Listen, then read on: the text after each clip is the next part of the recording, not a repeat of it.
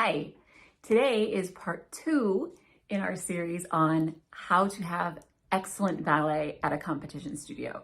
You absolutely can have really wonderful ballet training at a competition studio. I've seen it happen. I've seen it from the outside. I've been a part of it and seen it happen from the inside. So here are some of the things that I've learned. Our first video in the series was intended for the most influential person in the studio. Today, I am talking specifically to the ballet teachers. Surprise! How to have good ballet, and we're talking to the ballet teachers. I bet you never saw that coming. The very first thing that we need to understand and believe and know to be true is that before dancers care about ballet, they need to know that ballet cares about them.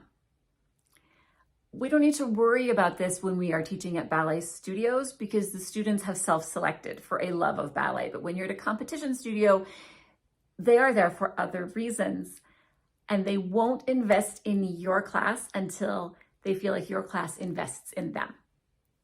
They are not being disrespectful. They are not being selfish. This is the way human beings are. Nobody is just giving respect, yay! No, it's part of a relationship. As much as we would like to come in and be like, I am the adult, I have served my time, I have earned blah, blah, blah. Here's the reality. You are the adult, so you are mature enough to recognize that respect is a relationship. It is a two-way situation. The most effective way that you can show your students that you care about them is if you show up to their other things. If you show up to studio back to dance nights in the fall, if you show up to the team parent meetings. Also, it's a good idea to go to those because you learn things. It's never we're gonna keep the ballet teacher in the dark. There's just little things about the competition cycle that you might not know. What if you showed up to their jazz performance? That's a huge one. If you go to their show, they will feel so loved. And also, you get to see a side of your students you haven't seen before. I remember one time I was watching this one student's solo and she whipped out 5 pirouettes. I didn't know she had that in her. Her whole solo was like sassy and strong and powerful. And in ballet class, she was just this meek person, like, I'll do whatever you say. No. So after I watched that performance and I knew she had 5 pirouettes just in her, I was like, bring that version of yourself to ballet class. And she was like, oh, it's not that she was trying to hold back. She was like one of the most respectful students ever. She just didn't know that that side of her was welcome in ballet. You don't know what they're capable of until you see it. So I really recommend, yeah, it's a time investment. And yeah, I do think your ticket should be comped. I do not think you should be paying money to see your own students. But that time investment is so valuable. It is so worth it. When you show up to things that you are not required to be at, but that are important to your students, it makes a big difference. Another way that you can show to your students that they are important to you, and therefore they are important to ballet, is if you learn their names, which sounds like the most obvious thing in the world. But there are ballet teachers out there who just don't learn people's names. I don't know why. I have heard stories from people who were like, oh yeah, my ballet teacher never learned anybody's name. They just gave us corrections. I ran into someone a couple months ago and they were like, oh yeah, my teacher's been teaching me for 2 years. She doesn't know my name. She knows like half the class, but the other half she hasn't bothered to learn. If you want your students to know the name of a movement, you better be willing to learn their name as a person. And I get it. Names are not easy for everyone to learn. I am not good at learning names. If you are also not good at learning names, here are some tips. I'm a big fan of first day of class, you stand in a circle and everybody makes up like a move, a little personalized move, like, I don't know if they do the Batu seat, whatever.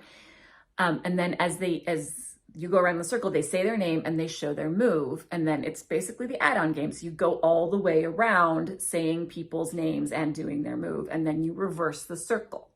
Yeah, it takes like an hour sometimes, depending on how big your class is. But it really makes it easier to learn names. Something about like the linking of the speaking the name with doing the movement, it really, really helps solidify names. I don't recommend that approach if you're the only one who doesn't know their name. If they have all been dancing together for years, they know each other's name, it feels more like a waste of their time at that point. So you'll need to find a different approach. Another way you can help yourself remember students' names is if you link it to something else. One time I had a class and I was really having trouble with all of their names. And I just went down the line one day and I was like, what's your favorite drink? What's your favorite drink? Like Sprite, milk, water, orange juice, whatever. And I wrote it down next to their name on the roll. I do not know why, but somehow learning what their favorite beverage was helped me remember their name. And then sometimes I would remember their favorite beverage and be able to work backwards from there. I really appreciate taking roll in my class. I know that in some studios, someone else will take roll, like an office administrator, or some studios have an iPad where kids will sign in themselves. I don't mind taking roll. I kind of really, really appreciate it actually in the fall, especially because it's another chance to practice people's names. And then, every once in a while, there's just those names that don't stick and you have to take drastic measures. Like, okay, the next time I forget your name, I will bring you a candy bar. That worked. Because if I'm going to spend money on candy, I want to be buying candy for myself. So somehow just making that promise, my brain was like, I will never forget this name again. You can give yourself consequences to not learning names. Another way that you can show your students that you care about them and ballet cares about them is if you give every student a compliment by name every class. Bonus, this is another chance to practice their names. It's really common as a ballet teacher to focus on corrections. That's what we're here for. We're here to help you be better. I can't help you get better until I point out what needs to be improved. But compliments carry a lot of weight. And compliments given to the whole class don't land as hard as compliments given to a person. It's even more effective if you say their name and then the compliment. This is what I'm working on because right now I say the compliment and then I remember the name and you can almost see it in their head. They're like, oh, the lady's talking. That was my name. Rewind, what did she say? So if you say their name first, they tend to hear the compliment better. When you show the kids that you care about them, that you are investing in them, that their ballet class is investing in them, they are more likely to invest in you. Thing number 2 that you, the ballet teacher at a competition studio, need to make sure you're doing is taking care of yourself. When you're the ballet teacher at a ballet studio, you get more accolades than when you're at a competition studio. It's just the nature of the beast. Nobody means any disrespect. This is completely not intentional. We feel kind of overlooked sometimes because we're not the favorite class and the shows and the performances are not geared around our style of dance. They don't showcase what we do best because it's not about us, it's about the students, and the students are there for other things. So the reality is that the outward signs of value or respect that you might be used to might not be there. And that doesn't change how much you are valued and respected by your boss and your coworkers. And it doesn't change how much you hopefully are valued and respected by yourself. And it definitely doesn't change the quality of work that you're doing. So what we have to do as ballet teachers at competition studios is find ways to remind ourselves. We need to find ways to remind ourselves that we are really good at what we do. So how can we fill our own cup? How can we take care of our own need, very human and reasonable need for validation, appreciation, praise? I'm gonna say it, I like to get praise. This is where your teacher BFF is a lifesaver. Maybe it's someone in the same studio that you are really close with. Maybe it's a ballet teacher friend you have in a different studio. It's nice to talk shop with someone. It's really nice to be able to be like, hey, I'm having trouble with this, and have someone be like, yeah, that is so hard. It's nice. It's nice to talk ballet with someone who can be like, ooh, I hadn't thought of it that way. Like, you're good at what you do. You need to have a ballet teacher friend. You need to have at least one that you can interact with in a pretty personal way. I'm old enough that I call on the phone. You might be beyond that. You might be much younger than me. But you need someone who knows your name, who knows your face, who knows you as a person. There's also a lot of value in finding the right social media groups for you. Find a tribe. You're not alone. Even if you're the only ballet teacher at the studio, you're not the only ballet teacher in the world. And there are strangers on the internet who are hoping you do well and who are rooting for you and who are in your corner. Watching ballet performances is another really great way to fill your cup, especially when you get to that part of the year where you've been giving the same corrections for a while. Like, you kind of feel like you're in a little bit of a slump. It comes every year. It kind of depends on how your performances are cycled, but every studio has a slump. And you just, it just feels like everything's a little bit harder than it used to be, and you've given the same corrections so many times. And this is a great time to watch a performance. If you have an opportunity to watch exceptionally good ballet in person, take it. Jump on that, do that. If you don't live close enough to make that a realistic option, Marquee TV is a subscription-based service that has a lot of beautiful ballet performances on it. Netflix has a few, Amazon Prime has a few, YouTube has some. Like, find beautiful ballet to watch because it will feed your soul. So we've talked about how you can help your students know that they are important and that you are investing in them. We've talked about how you can reinvest in yourself. So now let's talk about the team that you are a part of. It can't be the competition team and the ballet teacher. It's the team. If you are introverted, I get it. I am also introverted. The last thing I want to do is go to a party. Like 100% the last thing I want to do is go to a studio party. And it has nothing to do with the people. Go anyway. Go to the studio party, talk to people, invite yourself to things. Nobody is excluding you on purpose. Invite yourself to these things where the teachers spend time together so that you feel comfortable and like you belong in that group. Another good way to connect with other members of the faculty is to ask their advice, especially if you have a student that you're having trouble connecting with. Everybody likes the opportunity to be an expert. And so when you ask another teacher for their advice and you genuinely value it, you're helping to build that relationship and that connection and that idea that it's not the competition people and the ballet teacher, it's the team. Let's go back and talk about you some more. If you are a ballet teacher, you have excellent ballet training. It's just a given. You have spent time in a just ballet bubble. The culture that you're in now at a competition studio is different. Different is not bad. It is just different. It's sort of like if you grew up in a country that uses Fahrenheit for temperature and then you move to a country that uses Celsius. The way that you talk, the way that you present information to people, you need to change it a little bit. Because if I say, oh my gosh, it's 30 degrees out, people where I live are like, okay, well, give me a call when it reaches freezing and then we'll get together.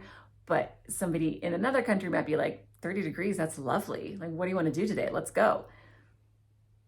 The weather where I'm at doesn't change, but the way that I talk about it changes. Same thing for ballet. You are going to be asked to do things that you resist. And something inside of you is going to go, ugh. So let's talk about what to do when the inside of you has gone, ugh. This is where self-knowledge is really important. What are your hard lines? and what can you be flexible with? If you don't know what your hard lines are, it tends to play out one of two ways. Either everything feels like a warning, warning, no, don't do this. Or you find yourself saying, sure, no problem, so many times that all of a sudden you look back and realize, wait, no, that was a problem. If you can sit down and really think through, why am I resisting this? The more clear that you can be about the why, the better your response can be, so that you are both aligned with your own values and able to contribute to the studio. If the only why that you can think of is because I've never seen it done that way, and you're just like, no, that's new, do it anyway. Get over yourself, do it anyway. If you are resisting a change because you have a more specific reason, like the students are not ready to be successful at this. Okay, what do you mean they're not ready? If you can figure out why they are not ready, then you can say, in my class, they're not ready to do that, but we will work really hard on this element so that they are prepared in your class. That's a much better approach than just a hard no.